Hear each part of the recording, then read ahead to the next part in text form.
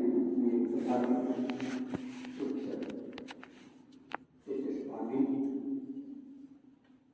इसमें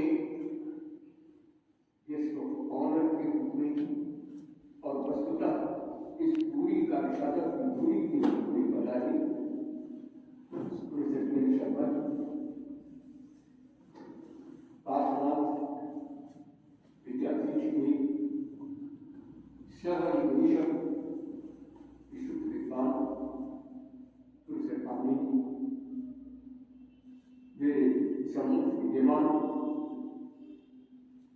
इंदिरा गांधी राष्ट्रीय कला केंद्र के यशस्वी निदेशक प्रोफेसर सुकृति, जय विद्या की प्रतिष्ठित विद्वान प्रोफेसर शाह साहब, अन्य इंदिरा गांधी राष्ट्रीय कला केंद्र तथा पार्श्वनाथ विद्यापीठ के प्रमुख अधिकारीगण और अकादमी सदस्यगण, वर्धा से अंतर्राष्ट्रीय हिंदी विश्वविद्यालय से पधारे और प्रतिभागी के रूप में यहाँ विद्वान प्रोफेसर जय उपाध्याय और उनका नाम लेते ही मैं सभी सम्मानित प्रतिभागियों का संबोधन करता हूँ। अन्य सारे अतिथिगण और विद्वान, ये अपूर्व अवसर है। बहुत कम ऐसे अवसर मिलते हैं जब हम पाली एवं अन्य प्राकृत भाषाओं के अपभ्रंश के और उसके बाद मध्यकालीन भारतीय भाषाओं के साथ साथ आधुनिक आर्य भाषाओं के प्रशिक्षण के प्रति उनसे परिचित होने की अवसर प्राप्त करते हैं। ऐसा बहुत ही कम अवसर होता है कि जो प्राकृत भाषाएं हैं पारसी उनका छांदस भाषा और लोक भाषा जिसे पाणिनि भाषा कहते हैं, जिसको वार्तिककार प्रत्येक भाषा या उल्लेखन कहते हैं, उस भाषा के अभिसंबंध पर दृष्टिपात करने का अवसर मिले। जब बिना प्राप्त भाषाओं वाद से समस्त प्राप्त भाषाओं की तलस्पर्शी अनुशीलन में न तो वेद को समझा जा सकता है और नहीं लोक भाषा को संस्कृत को भाषा को समझा जा सकता है, वह संस्कृत को समझा जा सकता है। मेरी दृढ़ मान्यता है कि सभी भाषाएं भाषा के रूप में बराबर है। उन भाषाओं में उच्चावृत भाव की कल्पना ये साम्राज्यवादी विचार की देन है। पिछले 150 साल से नृतत्व शास्त्र के द्वारा 1860 में नृतत्व शास्त्र का पहला आरंभ होता है।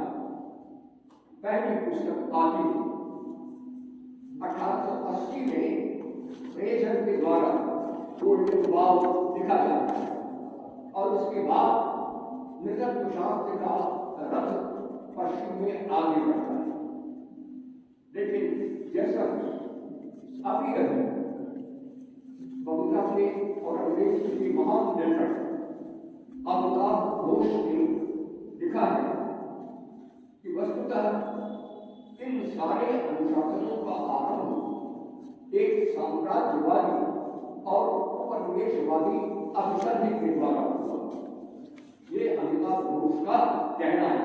अभी उन्होंने कहा है आज, और मैं हाल ही में इन बातों का उद्देश्य जरूर करता हूँ अपने साथी विद्वानों के लिए उसका अनुशीलन करने के लिए। तो यह जो अभिसंधि है, इस अभिसंधि के चलते भाषाओं के बारे में एक मौलिक मान्यता, मूलगामी मान्यता भारत की अलग है और पश्चिमी फोकलोर की और नृतत्व शास्त्र की अलग। पश्चिमी फोकलोर उस सारी भाषाओं, उन समस्त भाषा को जो लाखों वर्षों से आई है, हमें प्राप्त हुई है, उनको आदिमता की भाषा में व्याख्या करता है। वे आदिम है और आदिम का यह जो एक लिंगात्मक अर्थ है, ये आप सब जानते हैं। आप आदिम होने का मतलब ही है कि वो पिछड़ा हुआ है, उसको हमको आज अपने पास ले आना चाहिए। और इस आदिमता की संदर्भ में फ्रेजर से लेकर गोल्डन बाउ से लेकर लेवी स्ट्रॉस तक और लेवी स्ट्रॉस की व्याख्या करने वाले महान मैक्सवेल कल ऑक्टेवियो पास्कल, मैं आपका ध्यान खींचना चाहता हूँ। कैसे वे प्राचीन समाज को और प्राचीन भाषाओं को, जिनका इतिहास ही से, मैं इतिहास की दृष्टि से बात नहीं करता, मैं तो मेटाफिजिक्स की दृष्टि से बात करता हूँ, तत्व मीमांसा की दृष्टि से बात करता हूँ, दर्शन की दृष्टि से मैं बात करता हूँ। लेकिन लोग आजकल इतने अभिभूत हैं ऐतिहासिक विचार पद्धति, हर चीज को इतिहास से बड़े प्रमाणित करना चाहिए। इसलिए मैं आपके सामने प्रश्न उठाता हूँ कि ये क्या ऐतिहासिक, इसलिए अपरिवर्तनीय काल, इसलिए अनिवार्य प्रगति, पिछड़ा सब छूट जाता है, काल के साथ हम आगे ही बढ़ते जाते हैं, अनिवार्य रूप से हम आगे बढ़ते हैं। यह अवधारणा काल की क्या भी एकमात्र अवधारणा वही अवधारणा है? क्या हम इस पर विचार थोड़ा रुक करके विचार नहीं कर सकते? तत्व मीमांसा की दृष्टि से वे काल की और देश की अवधारणा को हम कैसे समझें? इस अवधारणा को बड़ी महत्व की बात है कि एक जैन दर्शन इसको देता है और इसकी व्याख्या करता है, और वो नानात्ववादी और वस्तुवादी दर्शन है। इसकी व्याख्या नानात्ववादियों की नानात्व लेकर आए, इस विश्व में सब ठीक है, जो इसके साथ साथ नानात्व के साथ वस्तुवादिता है, तो फेनोमेनल, और इसके साथ साथ जो उसका वो प्लूरल, ये दोनों बैठे हैं, यह और जैन दर्शन स्थापित करता है।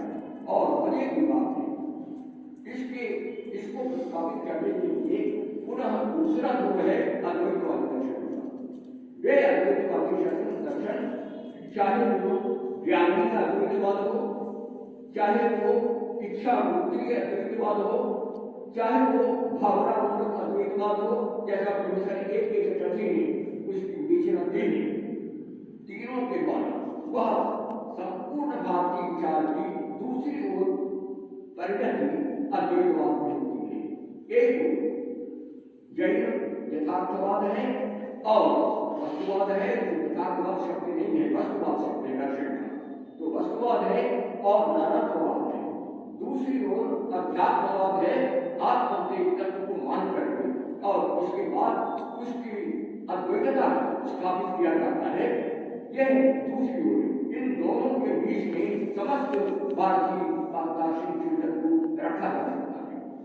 इस दार्शनिक चिंतन को समझने के लिए मजीद की बात है, ये सारे के सारे चिंतन जैन से लेकर अद्वैतवादी दर्शन तक, चाहे वो काश्मीरी शंकराद्वैतवाद है, इच्छामूलक, चाहे वो ज्ञानमूलक शांकर अद्वैतवाद है, चाहे वो जो चैतन्य का वैष्णव अद्वैतवाद है, सब के सब का प्रतिपक्ष कौन है? खंडन किसका किया जाता है? जैन से लेकर वो देहवादी जड़वादी दर्शन को भी पूर्व पक्ष होता है।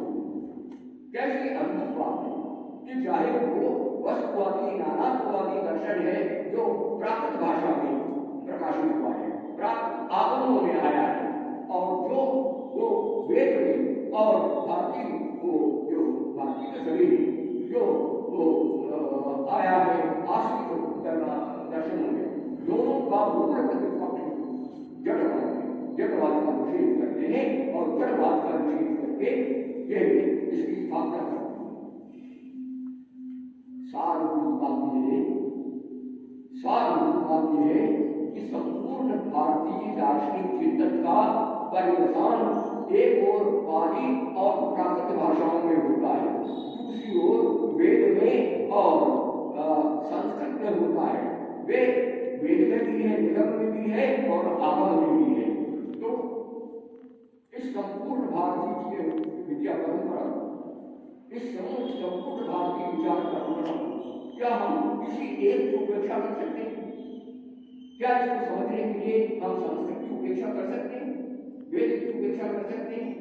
क्या इसको समझने के लिए हम पाली और प्राकृत भाषाओं की उपेक्षा कर सकते हैं? इसके बाद समानांतर भावी उन अपभ्रंश भाषाओं की हम उपेक्षा कर सकते हैं। और यही नहीं, सारी वो जो अन्य भाषाएं जो दक्षिण भारत की, कोई भी ऐसी भाषा नहीं है जिसका इतिहास,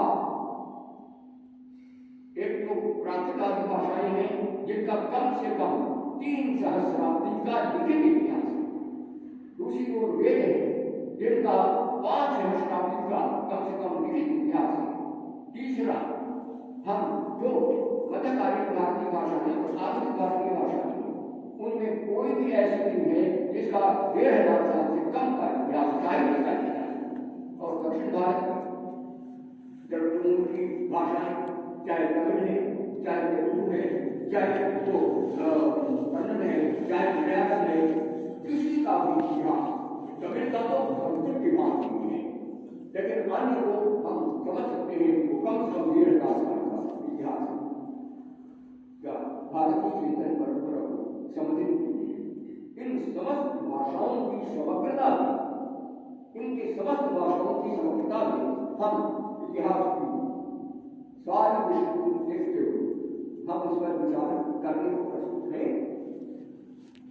दूसरी बात, पश्चिमी नृतत्व शास्त्र की दृष्टि से भारतीय दृष्टि में मूलभूत अंतर क्या है? भारतीय दृष्टि से अंतर यह है कि वो मूलगामी है, वो जिसको फंडामेंटलिज्म कहा जाता है। फंडामेंटलिज्म कहते उसकी आलोचना की जाती है। अच्छा, फंडामेंटल्स को देखना अपराध है, उसके मूलगामी तत्व को समझना क्या अपराध है? चिंतन की एक दृष्टि है कि हम उसको मूलगामी तत्व को देखें। दूसरा यह है कि हम अद्यतन रूप से देखें। ठीक है, जो मैं आपसे आपके लिए पास जो यूनानिज्म है या क्राउड लेविसिस्ट्रॉस जो उसके पहले 20वीं शताब्दी के उत्तरार्ध में आता है, मैं उसकी ओर ध्यान दे रहा हूँ। ठीक है, उसको भी समझिए, लेकिन वह मूलगामी जो है उसके मूल को समझिए। दूसरी बात ये कि किसी भी भाषा का उच्चावच भाव हमारे यहाँ नहीं माना जाता। मूलगामी सब भाषाएं पुरातन है और आधुनिक जो नृतत्व शास्त्र है वो आहार के द्वारा, यौन संबंधों के द्वारा सभ्यताओं की आदिमता का निर्धारण करता है। बहुत संक्षिप्त बात करना है, मैं वो सूत्र रूप में कह रहा हूँ, इस पर बोलने के लिए पर्याप्त समय चाहिए। तो वह जो मूलगामिता है, उस मूलगामिता से भी देखिए, उसके महत्व को देखिए। मूलगामिता के बिना यह पूरा का पूरा इतिहास भी समझ में नहीं आएगा और तत्व मीमांसा भी समझ में नहीं आएगी। दोनों दृष्टि होनी चाहिए। और जिसको वे कहते हैं कि आधार के उसके आचार के आधार पर भाषाओं की उच्च अवस्था निर्धारित होती है। माने आदिम भाषाएं हैं जिनका खाना पीना लेविसिस्ट्रॉस की पहली स्थापना है कि सभ्यताओं का अंतर उनके डिशेस के द्वारा तय किया जाता है। कैसे वो पकाते हैं, भोजन को कैसे पकाते हैं। भारत में हर 25 किलोमीटर पाचन की विधि बदल जाती है, इसलिए हर 25 30 और 50 किलोमीटर पर सभ्यता का स्वरूप बदल जाता है, ये विषयता है। तो ये पहली स्थापना है लेविसिस्ट्रॉस, जिसे सारी दुनिया को स्तंभित कर दिया है, सारी दुनिया उसे विस्मित हो रही है। फिर वो दूसरा आधार देता है, वो काम संबंध है, उन काम संबंधों को आधार बना है। उसका एक ही उदाहरण मैं देता हूँ, जो इडिपस की कथा है यूनान में। इस इडिपस की कथा में इडिपस अपनी माता से विवाह करता है, पहले अपने पिता को मारता है और फिर अपनी माता से विवाह करता है, उसे संतति होती है। बाद में जैसे कि पता चलता है तो वो अपना स्वयं आत्मघात करता है। उसको देख करके प्राचीन उन सभ्यताओं को और भाषाओं को समझाना चाहिए, हम ऐसा नहीं करते। पैशाची भाषा है। पिशाच किसको कहते हैं? पिशाच कहते हैं, राक्षस कहते हैं जो कच्चे मांस को खाता है।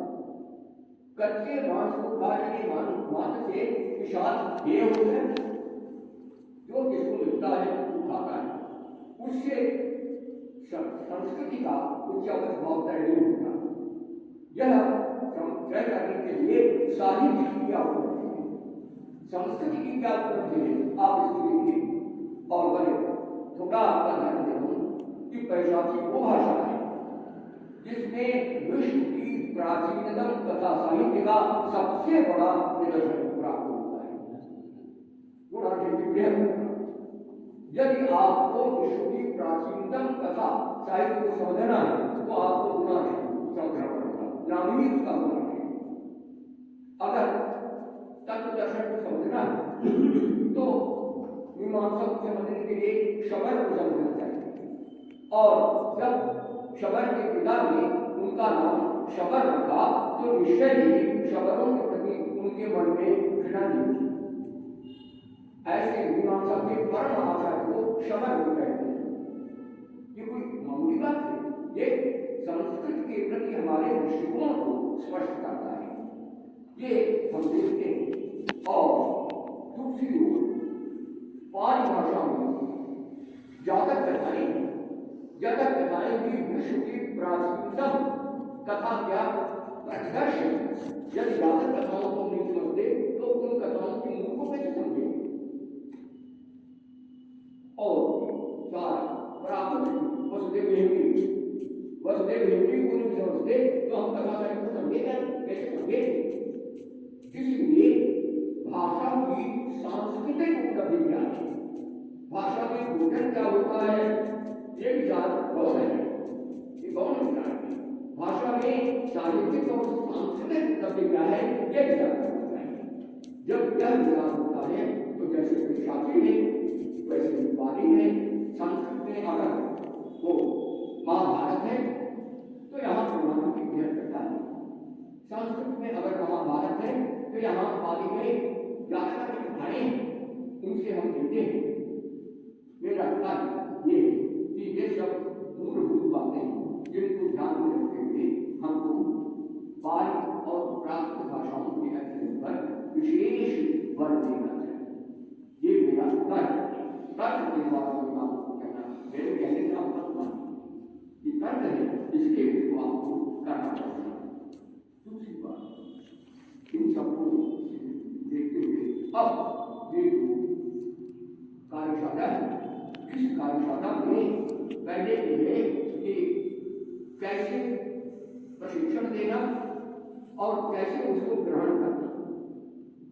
जो क्लासिकी भाषाएं हैं, जो शास्त्रीय भाषाएं हैं, उनको पढ़ाने का ढंग क्या, उनको पढ़ाने को कैसे हम समझेंगे, मूल बात ये है कि हम उसके लिए कौन सी विधि अपनाएंगे। आजकल डायरेक्ट प्रत्यक्ष विधि का बड़ा बोलबाला है।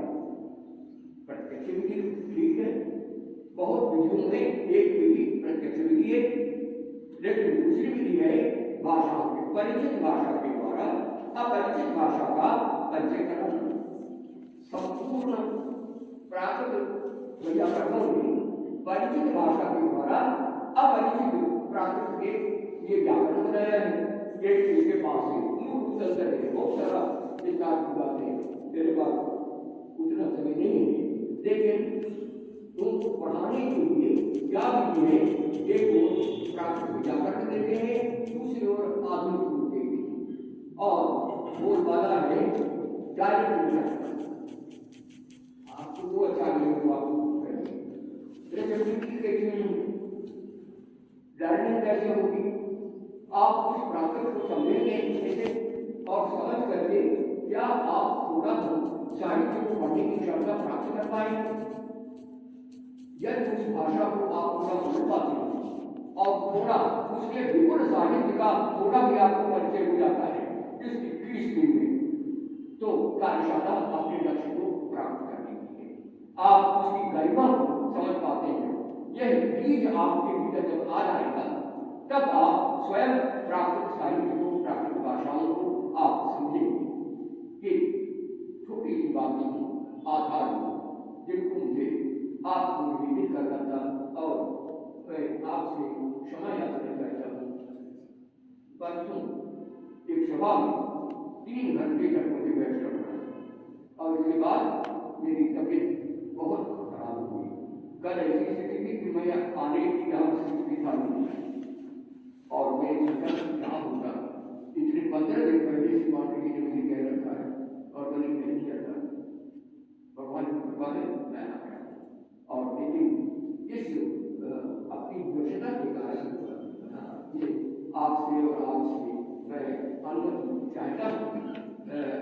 वो जो गला से खराब है थोड़ा त्वरित हुए और जुकाम तेज है, इसलिए मैं अपने जुकाम को यहाँ पर और आपसे ये जो मूल बातें हैं मैंने आपसे कहनी है, इस पर हमारे विद्वज्जन विचार करेंगे और विद्वज्जन विचार करके आप भी विद्वान हैं। जो तत्व विद्वान है वे मेरी आशा की पीढ़ी ये पीढ़ी सामने बैठेंगे वे ये हमारी सांस्कृतिक परंपरा को, भाषा परंपरा को रक्षित करेंगे। इसलिए आपसे जिन्होंने निवेदन किया है, मैं विश्वास करता हूँ कि 21 दिन की ये कार्यशाला बहुत ही अलग होगी। इससे ये सारी बातें आई और आप कोई भी एक प्रार्थना समझ गई, शोक से नहीं समझ गई या महाराष्ट्र समझ गई या महाराष्ट्र के आधार पर शोक से नहीं समझ गई, सारा संस्कृत कब भारतीय कविता की यात्रा बदलती कब है? भारतीय कविता की यात्रा बदलती है जब छंद उसका मूल छंद बदल जाता है। वेद का मूल छंद क्या है? गायत्री। क्यों गायत्री को आपको क्योंकि वही वैदिक कीर्तन का मूल है और वो मूल छंद है। उसको अष्टपदा और अष्टाक्षरा त्रिपदा गायत्री मूल है। जब उसी को अष्टाक्षरा चतुष्पदा हो जाती है तो अनुष्ठुप हो जाता है। अनुष्ठुप आते ही वो भक्ति बहुत कहते हैं अपराध अन्यत्र नूतन छंद सामना या अपराध के बाद वेद के बाद कविता का नया अवतार हुआ। यह कविता का नया अवतार हुआ जो रामायण में आया, जो महाभारत में आया। फिर भारतीय कविता की यात्रा कहाँ बदलती है? भारतीय कविता की यात्रा कालिदास में बदलती है। जब कालिदास ने एक नए छंद को किया जो शायद आभीर परंपरा से आया था, वो आर्या में आते ही उस मातृ छंद के आते ही कविता बदल गई। गाथा शब्द से आई, गाहा शब्द से के आते ही संस्कृत में भी वो आया और कविता की यात्रा बदल गई। फिर का बदलाव हुआ शंकराचार्य के द्वारा। शंकराचार्य ने जब भज गोविंदम गोविंदम भज पूर्वते प्राप्ते सन्निधि मरने नहीं दुखी करने, ये पहली तुकांत कविता है। ये पहली तुकांत कविता है। एक और सारी भारतीय भाषाओं को कविता, चाहे वो ग्रंथ है, चाहे वो आधुनिक भारतीय भाषाएं हैं, चाहे वो तुलसी है, चाहे वो गायत्री है, सबके द्वारा उस छंद को प्राप्त करने की ओर लग जाती है। उसके भाषाओं को पढ़ने और पढ़ाने का रहस्य इन मूल विषयों को आपको दिए जाना है। यदि आपको दिए जाते हैं तो ये होता है। कुछ थोड़ा सा अधिक समय मैंने नहीं दिया, लेकिन मैं अनुभव करता हूँ कि ये बातें मुझे कह ही देनी चाहिए और आरंभ में ही कह देनी चाहिए, ताकि कार्यशाला में इन बातों पर भी ध्यान दिया जाए और जो पढ़ाया जा रहा है उसको आप उसी प्रकार से देख सकें। बड़ा समृद्ध साहित्य है बालिका और प्राकृत का, अद्भुत साहित्य है। जो दुर्भाग्य है अपने अपभ्रंश साहित्य को, बालिका और प्राकृतिक साहित्य को हम जानते हैं। ये घोर दुर्भाग्य है। हमको जानना चाहिए और संस्कृत के साथ उसको लिखना चाहिए। ये सारा का सारा विवाद कि संस्कृत से प्राकृतिक भी है कि प्राकृतिक से संस्कृत भी है, ठीक है? ये कौन सा विचार है? इसी पर शास्त्रार्थ होता है। प्राकृतिक वाले कहते हैं कि संस्कृत प्राकृतिक से नहीं, संस्कृत वाले कहते हैं कि प्राकृतिक तो आगे संस्कृत से आएगी। पर महान विद्वान, भाषा विद्वान के अंतिम विद्वान सुनीत कुमार चटर्जी ने आर्य भाषा और हिंदी में इसका प्रतिपादन किया है कि ये प्रश्न छोड़ने ये सारी भाषाएं आती हैं, इनका इतिहास तय करना बड़ा मुश्किल है। तो इसलिए हम भाषाओं को ध्यान दें, उनकी ओरिजिन की ओर उतना ध्यान देने की जरूरत नहीं है। तो मैं बहुत बात करेंगे। बहुत धन्यवाद। बहुत बहुत धन्यवाद सर।